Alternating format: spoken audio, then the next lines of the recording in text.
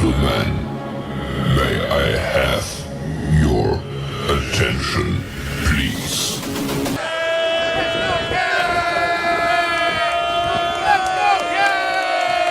The show starts in 3, 2, 1, go. Good morning, CaneSport. It's January the 17th, 2023. I'm Gary Ferman, the publisher of CaneSport.com, joined as always by our managing editor, Matt Shodell, as we discuss the news of the day, presented once again by LifeWallet, where the time is now to take charge of your personal health. And Matt, I don't know where to start this morning. There are multiple pretty, what I consider big stories for us to really sink our teeth into this morning. I think I'm going to start with the sudden, I'm going to call it a resignation of quarterbacks coach Frank Ponce from the football program. Everyone's been so focused on what Josh Gaddis is going to do, what Josh Gaddis's future holds. And I think that will come into focus here in the near future.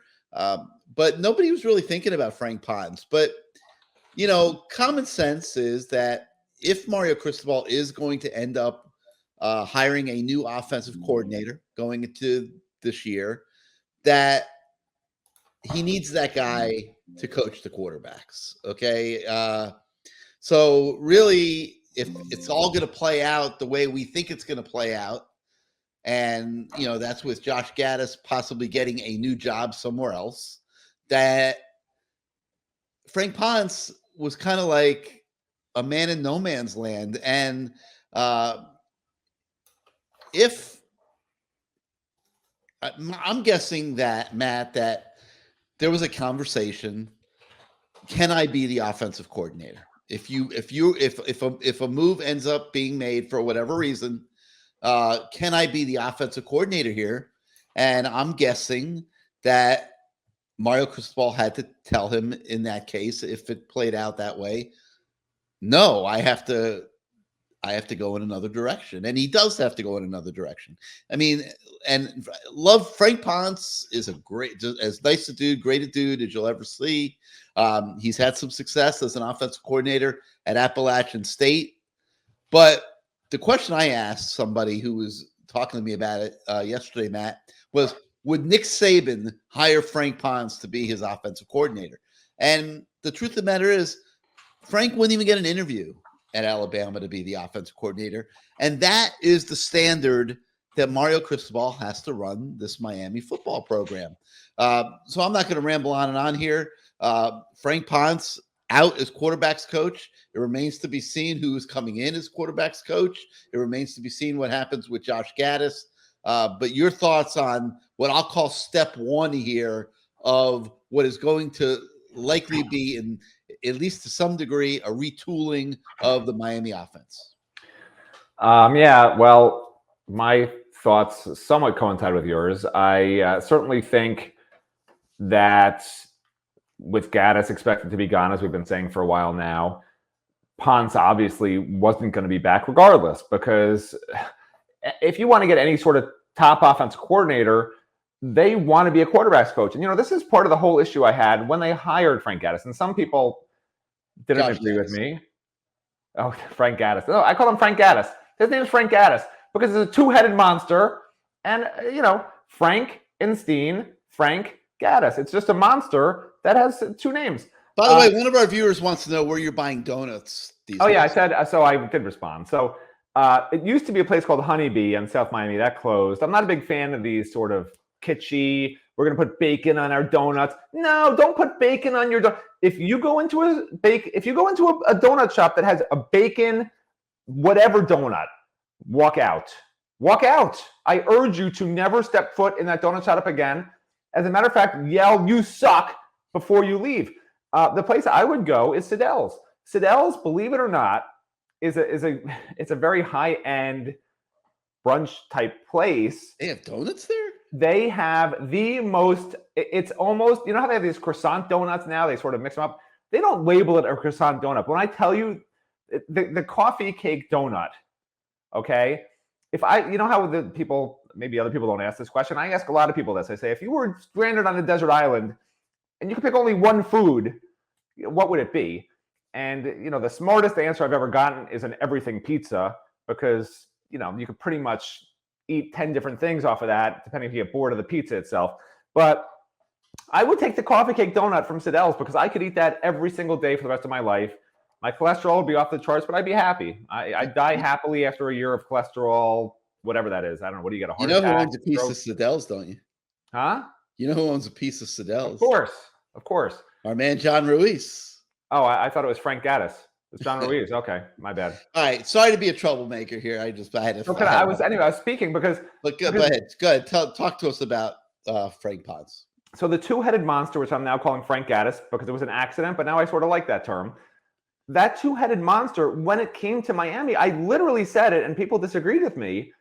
It's not going to work. There's a reason why most top offensive coordinators are also the quarterback's coach. You're not having these two people, this monster, pulling in different directions. And I know for a fact that they were giving different instructions to the quarterbacks at different times during the season. It was inevitable.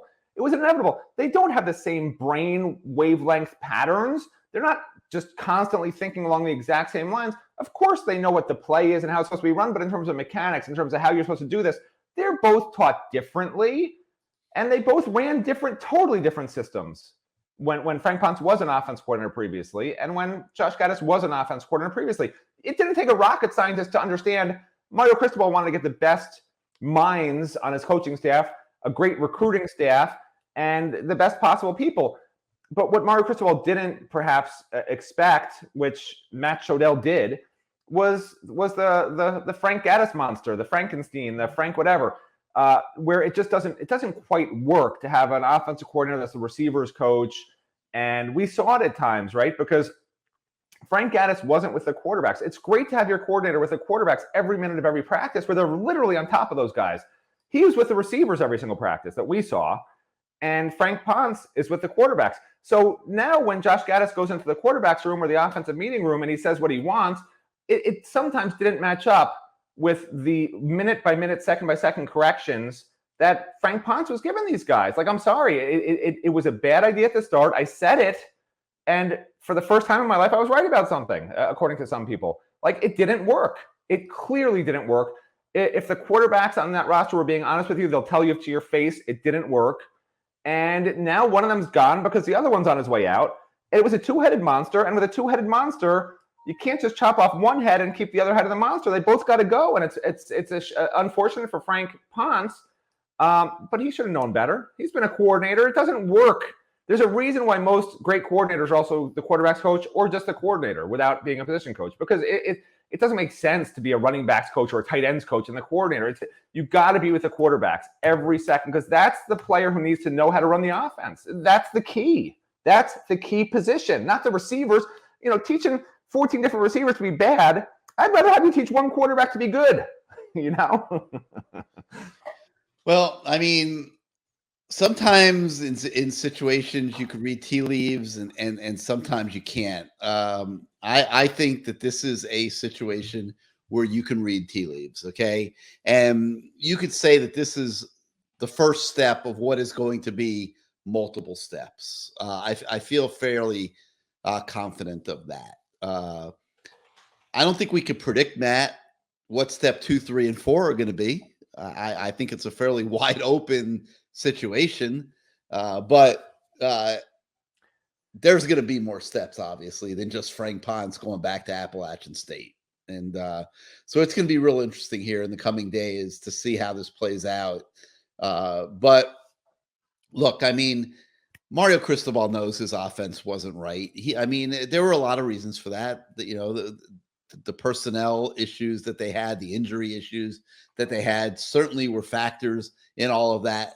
But at the same time, it does need to look different than the way it looked a lot of last season. And Mario knows that. And, he doesn't get all caught up in this nonsense of, people calling for people's heads and things like that.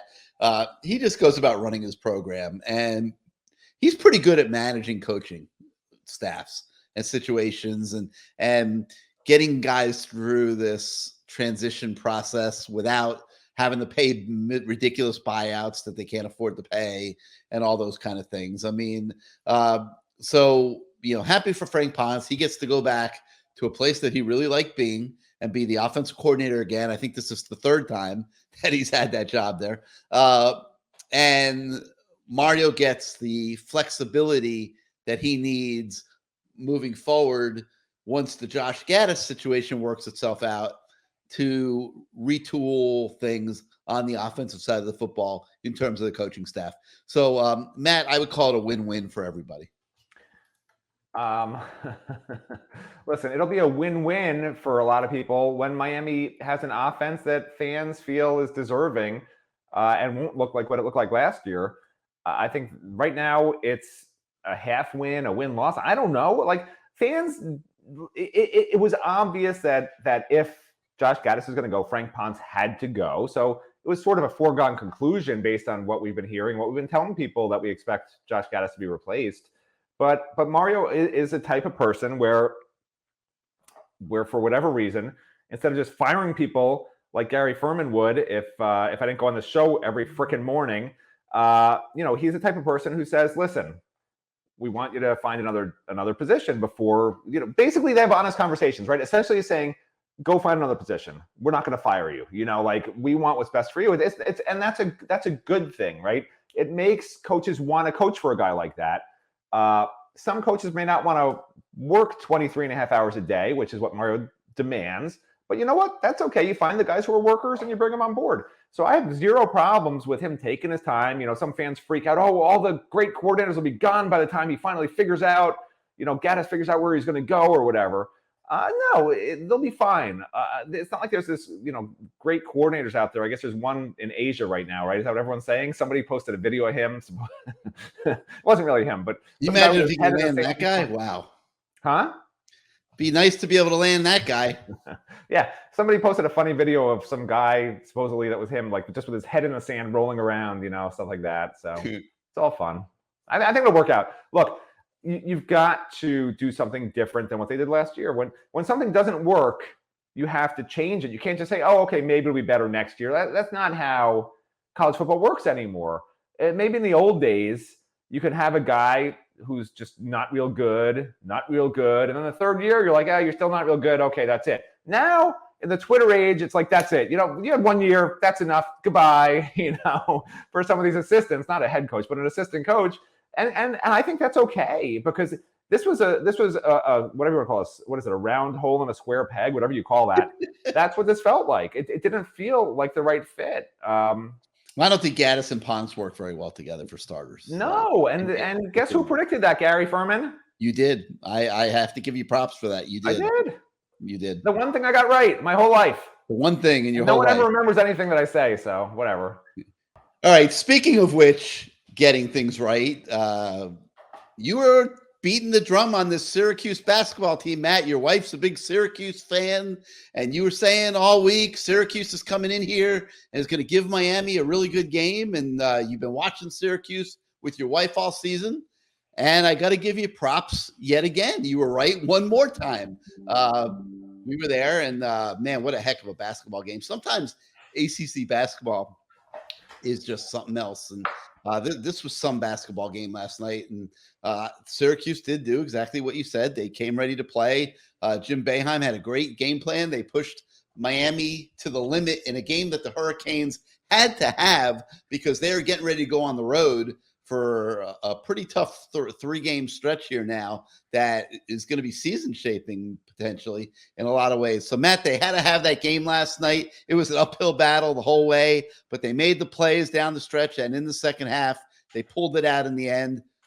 Your thoughts on what went on last night at the Watsco Center? First of all, I wasn't right. I said that Syracuse isn't real good, and Miami would win by 8 or more points, and Miami didn't win by 8 or more points.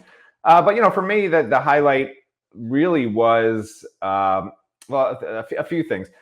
First, I don't even know where to start. So, okay, it was really nice because during the game, I actually sat in the stands with my child and my wife, despite them rooting for Syracuse, which was super annoying. I did manage to sit with them, and then at halftime I walked down to go into the media area just to get away from them because I needed a break. And I ran into David Njoku, who was with Tracy Howard, and somehow they recognized me, and they didn't think I was Negative Nancy. They said hello. They're very nice. I told David that he did a nice job for my fantasy team, but I was not giving him any of my winning proceeds. He did not need it.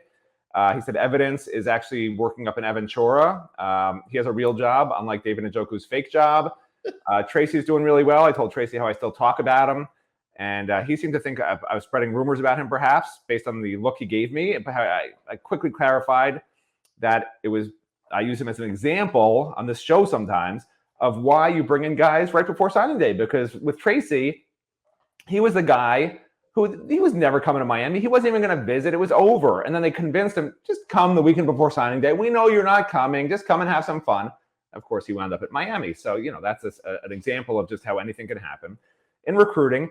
And then, I ran into Jack McClinton. That was a little weird. First of all, I love Jack. We go back a ways, obviously, and I see him not like out in the town, but when he comes back into town, we just happen to run into each other quite a bit. And so he says, "Do you have my phone number?" And I said, let me check my phone. And I looked for his phone number. I said, I don't. And he looks at me and says, "That's just wrong, man." That I didn't have his phone number for some reason. But he gave me his phone number again. I'm not quite sure why. Maybe because it's my restaurant reviews. He's, super interested in getting my take on various donut places. I don't know, but that was nice seeing those guys. I had a good time seeing them. And then the other thing I'd mention is after the game, my other highlight, because forget the game. Nobody wants to talk about the basketball game. After the game, Jim Larinaga, obviously very happy. He comes in first into the media room. And, I asked him a little bit about sort of nostalgia lane stuff, which is, I'm an old guy. He's an old guy. I asked him about remember how back in the day, coach, when we were young people, that you would send your players into the dorms begging students to come to games and, talk about sort of how surreal it is, what it's become. Because for those of you who have not gone to a Miami game this year, it's different. It's different, man. It's almost like a real program with the atmosphere in there. And so he talked about that a little bit. And then I decided to wait for Jim Boeheim because my wife and my son tortured me the whole game. So it was my turn now to torture Jim Boeheim, okay? I was taking out my frustration and having to sit next to two people yelling Gerard's name for an hour and a half, 2 hours. I'm taking out that frustration on the guy who caused my angst, who happens to look just like Jim Larinaga's twin, but he's named Jim Boeheim. And so Jim Boeheim gets up there, and when I tell you, it was like watching a South Park episode. I couldn't understand a word he was saying. It was like Kenny talking from South Park. It was bizarre, mumbling pretty much, incoherently from what I could tell. Of course, I was in the third row, I guess, fourth row. I don't know. But then he's like, questions, which I think was questions. I believe he said questions. There was just a stunned silence in the room, perhaps because nobody understood what Kenny had said at that point. And it's just like, how you, as a reporter, it's like, usually it's like shouting questions. Usually it's just like, I was going to wait for a couple of questions to get him warmed up. I'm like, it was just like 1, 2, 3, just dead silence in the room. Like nobody had understood he even said the word questions. And I said, Jim, I didn't clarify it was Jim Larinaga or Jim Boeheim. I couldn't tell at that point. I had such a long day listening to people yell Syracuse players' names in my ear. But no, I said Jim. I called him Jim because apparently we're on personal terms.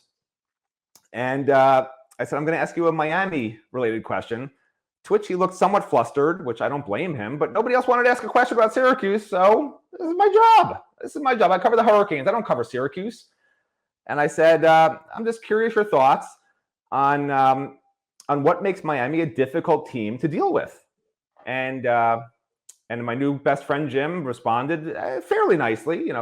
For some reason, he talked about rebounding and how Miami was a good rebounding team, which was super weird, but whatever. I'm just happy he answered.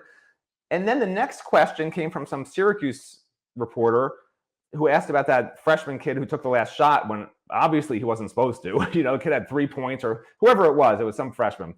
And of course, it didn't work out well for Syracuse.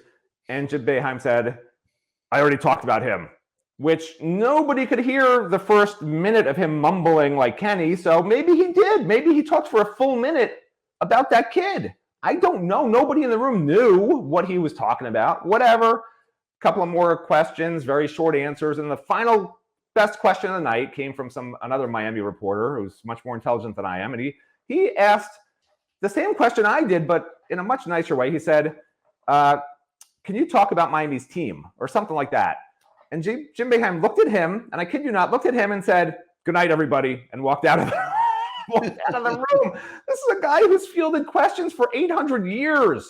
He knows how to deal with media. Like, I don't know what happened. Whatever Miami did to him, we broke Jim Boeheim last night. Like, we broke him. Whatever was in his brain, it was obliterated. It was, they did. They broke him. I mean, he coached a great game. Got broken yesterday, and I feel bad for the guy. I don't know if it was my question that broke him first, and then the last question was like the final snap. But something definitely broke inside Jim Boeheim's brain last. He coached a great game. I mean, I give him a lot of credit. He coached a great game. The best game I've seen them play all year. That Edwards guy, he never scores. Brilliant. Just the way they penetrate and just toss the ball up to him, because everyone in Miami didn't have an answer for it. There's no answer. Nobody wants to talk about basketball. I feel bad. We already talked for too long. We won't. I mean, we won't go on and on and on. But it was a big win for Miami, and some people do care. So we touched on it, and now we will snap ourselves back into place, and we will talk about football, which means that in addition to the Frank Pond story, we also have a story today breaking down the football scholarship numbers situation with 7 transfers now on board, and I encourage everybody to check that out. It's very, very interesting, and we also look forward to the room that will be available for the 2024 class, and what would need to happen if Mario Cristobal wants to take 25 prospects in this next recruiting cycle. Matt, you're the numbers guy at CaneSport, so tell us a little bit about what you found out. Yeah, I mean, look, I don't know who wrote that story offhand, but whoever wrote it must be a genius, because to be able to break down these numbers so accurately and depict the exact situation that's facing Mario Cristobal, I mean, they should win a Pulitzer Prize. Whoever wrote that article, for sure. Who wrote it? I don't know. Huh? I didn't look, to be honest with you. All right, so look, I'm not going to harp on numbers because people hate it when Shodell talks about numbers. People hate it enough when Shodell talks about anything, but they especially hate when Shodell talks about numbers. I think they hate it more when I talk about numbers than Jim Boeheim enjoyed the final question he got last night. So with that said, I will keep it nice and short. There are 8 whole seniors that are graduating. Before you get going on this, I don't know why you're saying that. I'm looking at the YouTube comments from yesterday. 5 Rings says, "You're the greatest, Matt," and he's like, puts up the tears. You know what those emojis are? Those emojis are he's joking. It's laughing. It's crying, laughing. Whatever that thing is, laughing. What that's emoji? I don't know. It's not a good thing what he did. That's not saying he likes me. He's saying PF says Matt the Mouth. He calls you Matt the Mouth. That's not good either. That's who wants to be called the Mouth. Do you even understand? That's like, first of all, if I was Italian and they called me the Mouth, I would already have probably what do they do in the mafia?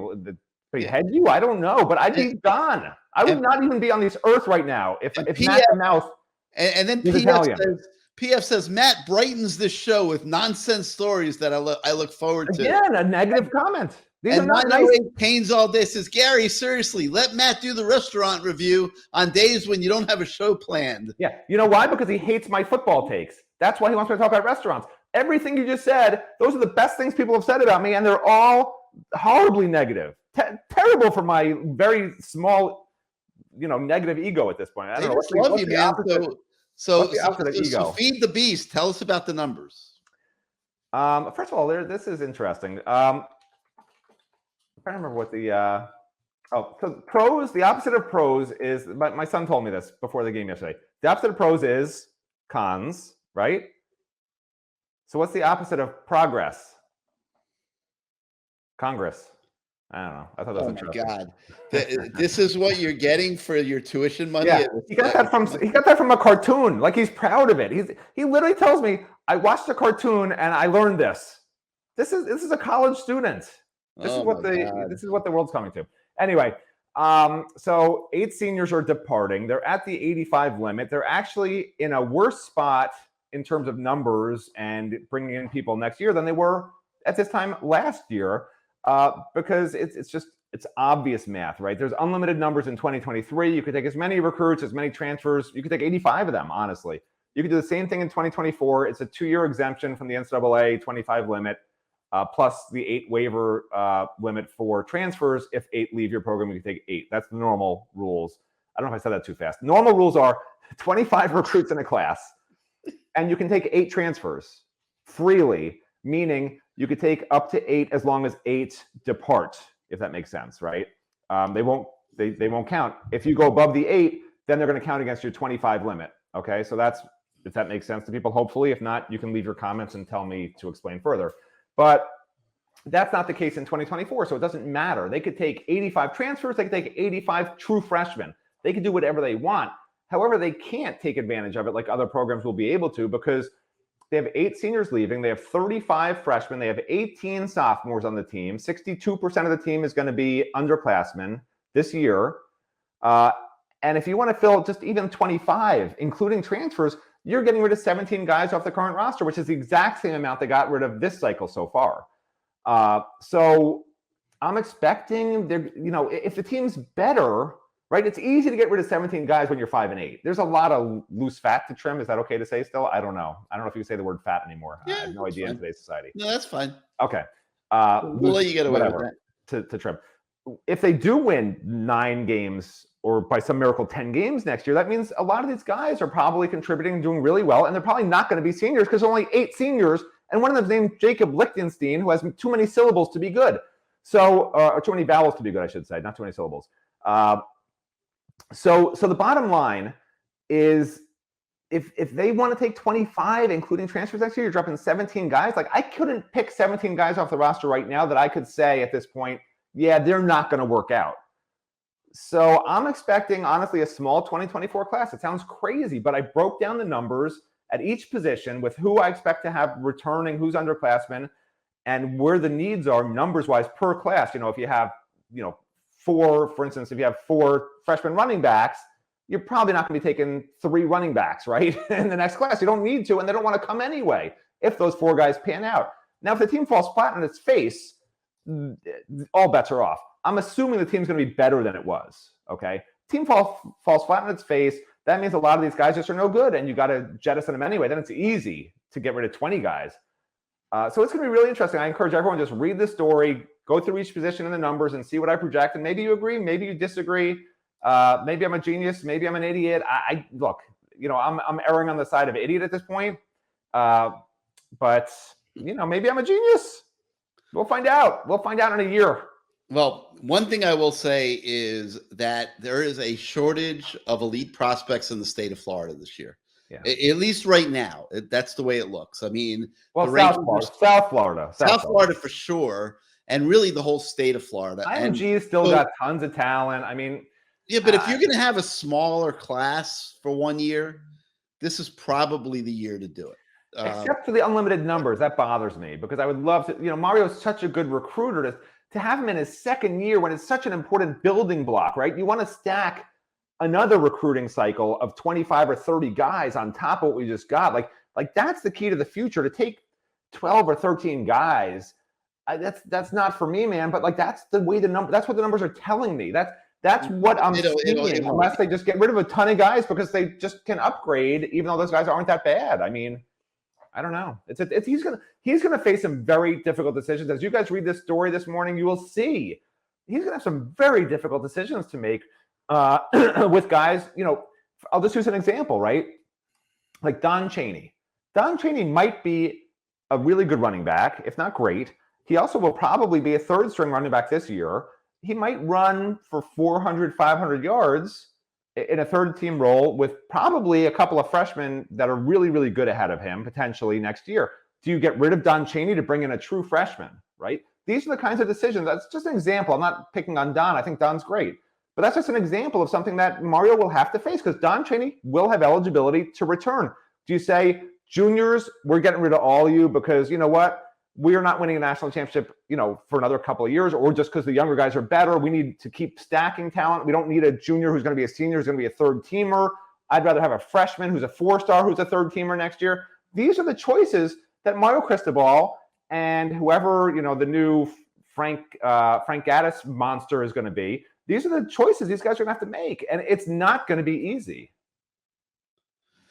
Yeah, well, I mean, look, I mean, that's going to work itself out. You always say that. I knew you were going to say that. I put Wasn't that in it the always? story. Didn't they I get? learned the story. Didn't they get inside 85 this year? It's going to work out. It always does. I said some people And even say if they needed to lose, it will work out. Listen, if they needed to lose another 5 to 10 guys here to make the number this year, they could do it. You know, so this year, I agree. Next year, it's I keep trying to explain this. I literally said it becomes exponentially more difficult if they're a good team next year to jettison guys, replace talent with older talent. Get younger talents replace older talent because it may not. You know, if there's a guy who's older, maybe he wants to leave if he's a third teamer. Great. If they leave on their own, okay. But like, do you say to somebody who might be really good, just go find somewhere else where they can rush for 1,000 yards there? I don't know. Well, let me tell you something. Like, and we talked about numbers, and I predicted that there would be close to 35 to 40 guys replaced off this team. I'm not sure where the number's at right now. You might know. You know, we'll have to retaliate, and I think there'll be a few more. But I don't think there was as much talent in the transfer portal as maybe they thought that they were going to be able to find in this cycle. And I think they're going to keep guys that I bet you if you had brought them up at the end of the season back in December, that they would have thought they were going to lose. And I think that more guys are getting to stay than maybe it looked like at some point. So we'll see where it ends up. But those numbers, Matt, they always work themselves out. Yeah, I mean, look, they have 7 transfers. I think they're get another one in, maybe even 2 more in before the end of enrollment. So let's say that ends up at 9. And how many high school signings did they have? 24, right? I think it was 23, but I have to look again. But they're going to end up at like 33. Yeah, but that's not. Yeah, but that's not 40. So that's not what I was going to say. What I was going to say was I think there will be perhaps look. After the season ends, I believe this is what's going to be the case moving forward. Okay, this is just me talking, but I believe it. Season ends. I think there's a mad rush to the portal in this first 45-day window of guys who aren't that good, right? Who are backups, who think they can do better somewhere else. Maybe some are chasing the money, but I think 50% of the guys that went to the portal, Matt, to back up what you're saying, 50% of the guys that went to the portal don't have new homes yet. Right, no surprise. But I think the second portal window that opens up after this spring, I think that's the true free agency market. And I think it behooves coaches to not reach for guys that are going to be backups in the first window, because that second window is your free agency market, because they've gone through spring ball now. A guy who there's no benefit to a guy leaving in December other than just enrolling for the spring somewhere. But if you're that good somewhere else, your price is only going to go up after spring ball when a school somewhere just lost its starting defensive tackle for the year due to an Achilles injury, a torn ACL. There'll be a team somewhere that is a quarterback away from being a championship contender, and they lost their starting quarterback to some injury, or that player's just not that good, or that player transfers to get money somewhere else, and now you got to replace him. I honestly think this next portal window is going to be a higher top talent level, smaller amount of players in the second window, much higher talent level. I think we're going to see that. And I hope that your good friend who lives in the building above your basement there is saving some of his money for that portal window. He'll be ready for that. And I agree with you. I think that will happen. And I think if the number's at 33 now, it'll get to 36, 37, 38 in May. Yeah, and there's no limit this year, which is great, because guess what? If there was a limit, they'd already basically be at it, because it's 33. Once you hit 33, you're done in the old system. Now they keep going as many as you want. And it gives them a chance to go through spring practice and take a closer look at certain guys that might be on the bubble. So that's a good thing as well. All right, we got a few more things to talk about today. But first, let's hear from our friends at LifeWallet. I know what you're thinking. Why do I get to star in my own commercial? Well, I was LifeWallet's first female athlete.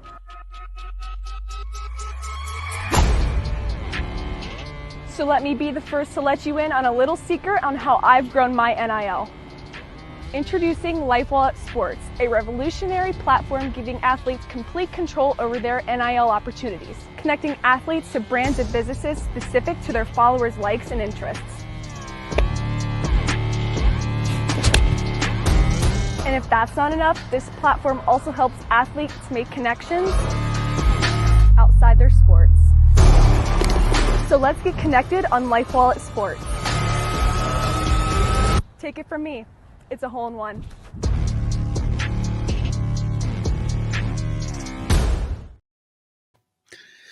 All right. Also today, we continue our 30 for 30 series, ranking the top 30 Miami Hurricanes with 30 or more reps of experience. And today's update is on number 17, cornerback Daryl Porter Jr.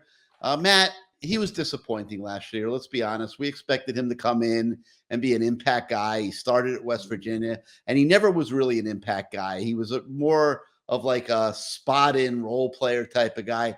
They need Daryl Porter to play better, more consistently in 2023.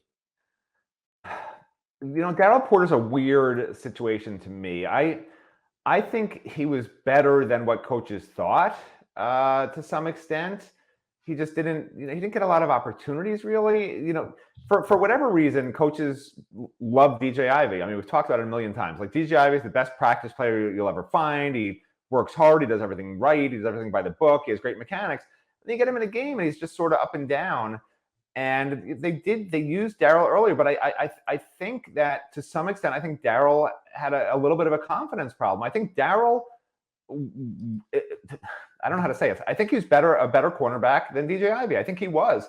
I think he had a confidence issue when he couldn't get the starting job. I think he came in from West Virginia expecting to be handed the job, and when he wound up a backup, I think it freaked him out. Because if he stayed at West Virginia, he was a rising star there. I mean, he was a starting cornerback. I think he had 40 plus tackles, couple interceptions, handful of pass breakups the prior year, and he just really never got a chance. The only game he really played any significant amount of reps was Virginia Tech, and he did fine. His strength, honestly, is his physicality, and I think that also maybe concerned Miami coaches a little bit because he's not a guy with a top end speed like DJ Ivey actually is fast, So you see DJ Ivey run, you're like, oh yeah, that's a guy who can be a shutdown corner physically. Daryl's not quite like that. What? DJ Ivey's not that fast. Oh, that's actually one of his weaknesses. His top end speed. Well, he ran with everybody with no problem. It's just when his eyes were his problem, Gary. He was always on the guy. It's just his eyes, and like at the last second, he would just flop down on the ground like a seal. I'm not going to contest.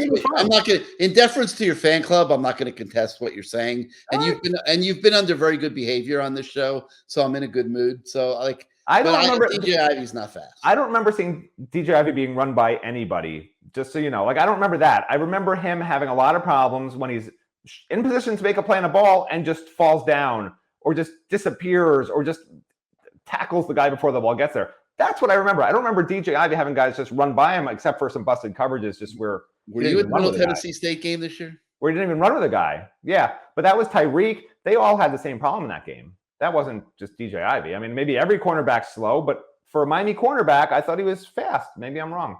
Like I said, you're wrong. Porter's not, you are wrong, but okay. Well, Daryl Porter's not the speedy cornerback either. Okay, so there's that.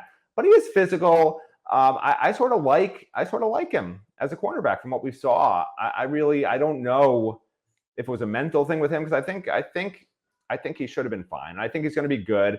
I think again, Miami coaches aren't sold on him, and I think they're still, they went in the portal to get Devontae. I think they're searching in the portal to get another one who could come soon, and that's going to be a tough situation for Daryl because for whatever reason they don't believe in him.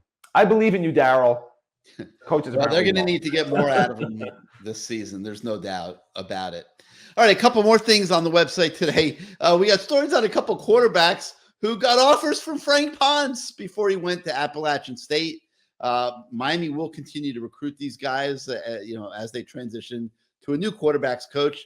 One is 2024 quarterback Daniel Kalen, and another is a kid by the name of Aaron Nolan. He's the number 12 ranked quarterback in the country in 2024. By the way, the NFL draftdiamonds.com has DJ Ivey at a 4.50 flat. So just FYI, that's not slow. That's not number one. I don't think he's really that fast. Okay. But number two, that's not fast by NFL standards. No. I'm not talking. He's not an NFL. He's not an NFL cornerback. I'm not here defending DJ Ivey. I'm saying in practice he looks good because he's fast enough. He's physical enough. He's got the technique, but he just fails in games. That's all I was trying to say. All right, and a couple other recruiting things today. We also have a story on 4-star 2024 safety prospect Jordan Johnson-Rubel. That's quite a name. He now has a Miami offer and breaks down his situation for us. And local 2024 receiver Ja'Cory Barney has also now picked up a Miami offer. And, we give you an update on him. All right, that's going to do it for today for Good Morning CaneSport. We thank you so much for starting out your morning with us. If you like this show, like Matt Shodell, want to eat donuts at Shodell's, any of the above, hit your subscribe button, hit your like button.